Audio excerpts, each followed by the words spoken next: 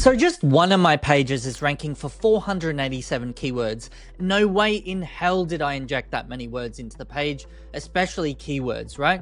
So how many keywords should you actually inject into a page? And it's an amazing question because you might have already seen, gurus on the internet saying, hey, 1 to 2% keyword density is best. Out of every 1,000 words, you need to inject this many words and this blah, blah, blah, blah, blah, right? But the thing is, when you go to Google and you have a look at, some documentation here and there about keyword stuffing, about, there's nothing around keyword density, but John Mueller, who works at Google, has been questioned about this. And he says that it's not even a ranking factor. It's not an SEO factor. And so there's a lot of opinions around this on the internet because obviously, SEOs have tried it and ranked, and that's their guess on what gets you ranked. So let's explore, let's answer this question, right? So how is this page even ranking for that many keywords? This is the page, right? I'm looking at this page here, 487 keywords, SEO consultant, right? And it's ranking for a lot of different keywords. But I didn't inject all of these. Look how many there are. No way in hell did I inject all these. So we're going to go through the content and see how many keywords I actually injected and the content, right?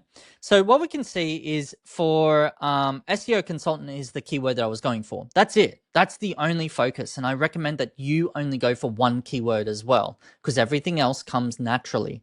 Okay, so what I did is I choose one keyword, and in this case, it's SEO consultant. I make sure it's added at least one time in the H1 tag. So that's a H1 tag there. If we have a look at headings, we can see that's a H1 tag, right? And then I've made sure that I've injected it in at least one H2 tag. So if we go SEO consultant, you can see in total, I've injected it 11 times throughout this page. This is a H2 tag here, so it's injected here. That's H3 tag, it's injected here. I've injected it a few other times, but 11 times naturally, right? I didn't plan on injecting it that many times, but I did plan on injecting it into the headlines or the headers. And the reason why is because bots normally scan the headlines first. So a bot will crawl the headings of a page first and then go deeper into the content. But usually they start top to bottom and they'll crawl content in order. I want to make sure that the bot sees SEO consultant really early on, like I have done in here, so that I can start to rank for it, right? It sees that that's my priority keyword that I'm trying to go for. In saying that, like, I haven't planned how many words I was going to have on this page. I did not plan the exact keywords I was trying to go for. I knew that I was going for SEO consultant, but not all the other secondary keywords. That gives you tips on what to do, like tangible things, like add it into your meta title, your description, add it in to your headers a few times, at least in one H1 and at least one H2. Don't overstuff it, like keyword stuffing. You don't want to do it. You want to make sure it's natural. What's the next thing you can do? So if you're writing content, you don't want to spam the fuck out of the bot who's crawling your page and then seeing unnaturally the same keyword injected multiple times in the same paragraph, because it looks dodgy as hell, right? And so you don't want to do that. You want to use your common sense. And that's what we do across all of our content. We write the content first in a way that's going to be really attractive to the end audience, the reader. You do this for blog posts too. And then you come across and inject the content afterwards. Okay. And the next step is what we call NLP keywords. Now, NLP is natural language processing.